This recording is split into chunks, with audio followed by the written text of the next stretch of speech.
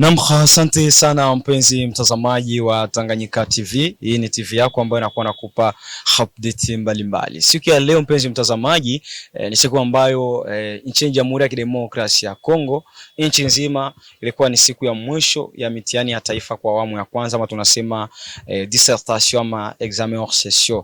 DRC kunakuwa kunafanyika mitihani ya taifa kwa awamu mbili. Awamu ya kwanza kunakuwa dissertation épreuve de français oral, kunakuwa na jury pratique pamoja na kutetea vitabu vyao.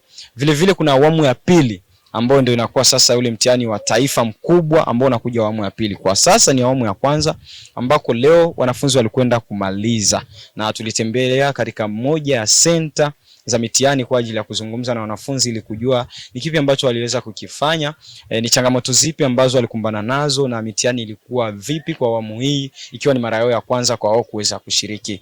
Na imani ukiandamana nasi mwanzo hadi mwisho utakwenda kujua kile ambacho tulizungumza na wanafunzi hawa wote ambao utakwenda kuwasikiliza yale ambayo walikwenda kuyafanya katika mitihani ya taifa. Mimi ni Safari Almas, nyuma kamera ni Abubakari Saidi.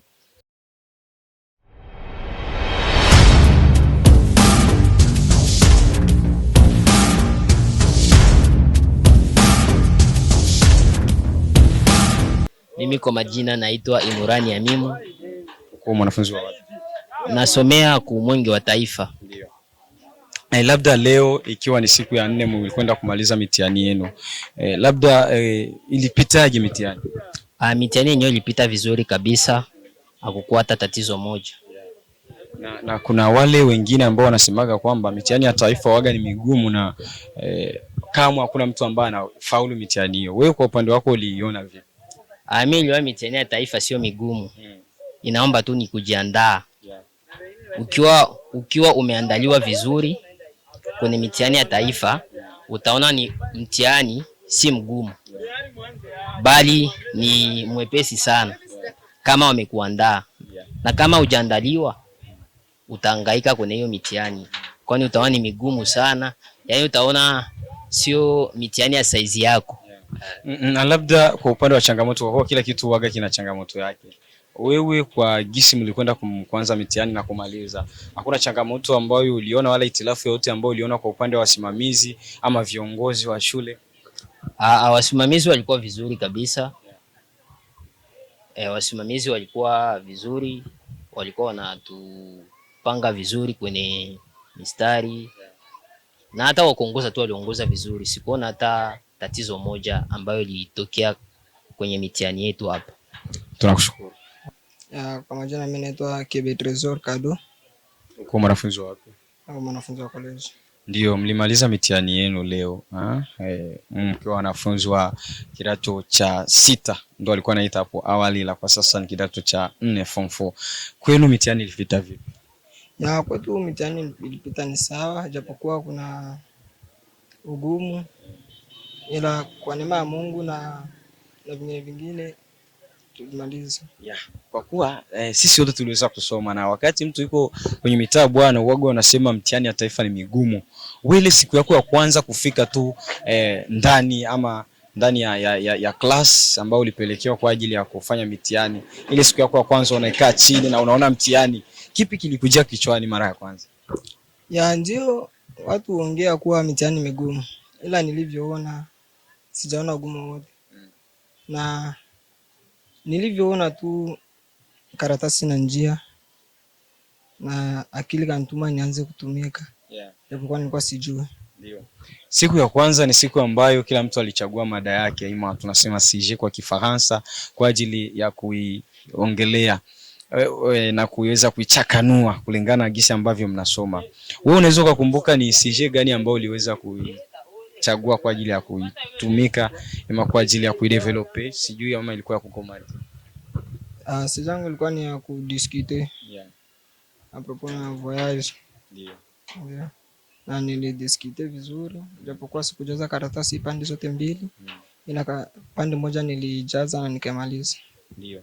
Kuna kuwa swala lingine ambalo linakuwa linatokea wanafunzi ya sasa kule kwa kujaza sijui ile manimero, kuna nimero ambazo wanakuwa wanazijaza na majina, watu wengi wanakuwa wanajikoroga pale. Wewe makini wako ulikuwa vipi ili uhakikishe kwamba nisikosei hapa, kwa kuwa hapa wanasema wengi ndo wana fail diploma kutokana na kutokujaza vizuri? Kuhusiana na kujaza, kwanza inabidi ujaze ile namba 14, baadaye jaza majina. Hakikisha unajaza jina zote sawa, na shule uliyotokea. Na vyote hivyo ulivifanya kwa ufasaha kabisa? Ndio. Yaani mawazo yangu yote yalikuwa iko pale. Na kuna wale wengine ambao waga wanakuwa tu kwenye mitaa wanarandaranda, wapendi kusoma. Wewe ukiwa ni mmoja wapo, utakwenda kumaliza, Mungu akisaidia unapata diploma yako. Kipi ambacho unaweza ukawashauri wale ambao huenda hawaoni umuhimu wa kusoma? Masomo ina umuhimu mkubwa sana, na siwezi nikashauria mtu achane na masomo au asiwazi kitu kusoma. Hapana. Shauri wangu wa kwanza ni wao wajikaze, wajitume kufika shuleni, wasome ili baadaye waje kuwa watu wakubwa maarufu na vingine, sababu kwa sasa fungua maisha ni masomo. Kwa majina naitwa Mloko Mwando Raymond. Wewe mwanafunzi wa college gani? Mimi niko mwanafunzi wa College Notre Espoir. Asante. Mliweza kufanya mitihani yenu kwa muda wa siku 4, leo mnakwenda kuhitimisha awamu ya kwanza. Mitihani ilipita vipi? Mtihani ulipita vizuri sana kabisa, tunamshukuru Mungu kumaliza salama. Hakuna itilafu yoyote ambayo ilitokea, huenda labda changamoto kutoka kwa wasimamizi ama wasurveyor na wale viongozi? Walikuwa sawa kabisa. Vitu vilikuwa fresh na tulimaliza vizuri sana.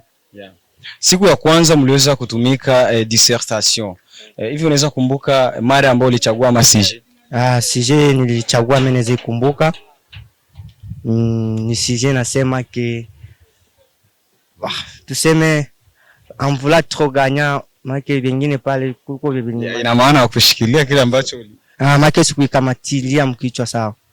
Kweli kitu kenye kukamatilia ulikuweza ukitumika? Niliweza ukitumika juu nilikuwa nacho amfasi. Ndio hivyo. Na tukiangalia katika mitaani watu waga wanasema kwamba mitihani ya taifa inakuwa ni migumu sana. Examen d'etat inakuwa dire sana. Kwa jinsi wewe ulikuwa kukaidi teme na uliona maexamen kwako, una sura gani ama una taswira gani kwa hiyo? Ndio, kila kitu mwanzo kinakuwa vigumu, ila ukikijua kitakuwa rahisi sana. Na labda una ujumbe gani ambao unaweza ukatoa kwa wale ambao ni watoto wako mitaani hawapendi kusoma? Unaweza waambia nini wenzako ambao hawapendi kusoma, wadeleka? Mimi nawaambia sana kabisa wajikaze sana kwa masomo. Masomo ni muhimu sana, wajitume juu haiko vya ajabu, hawatoe boga, maana ni kujituma tu, kila kitu kitakuwa salama kabisa.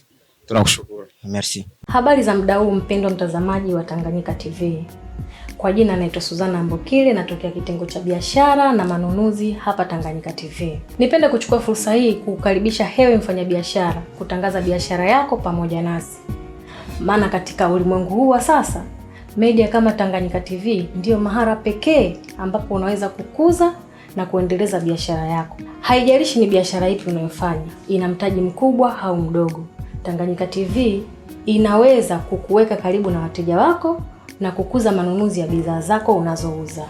Hebu fikiria, hata vikundi vya maendeleo tunawezaje kuendelea bila kujitangaza? Karibu utangaze nasi, hewe mfanyabiashara, mjasiriamali, mwanamuziki, wanasiasa na wengine wote, karibuni sana sana sana. Unaweza kuwasiliana nasi kupitia namba zetu za ofisi zilizopo hapo chini. Hata kama una matangazo, Tanganyika TV tunaweza kukutengenezea, kwa sababu tuna wafanyakazi na madirector wabobezi waliobobea katika shughuli za video production na graphic design. Tanganyika TV, kwa pamoja tukupashe.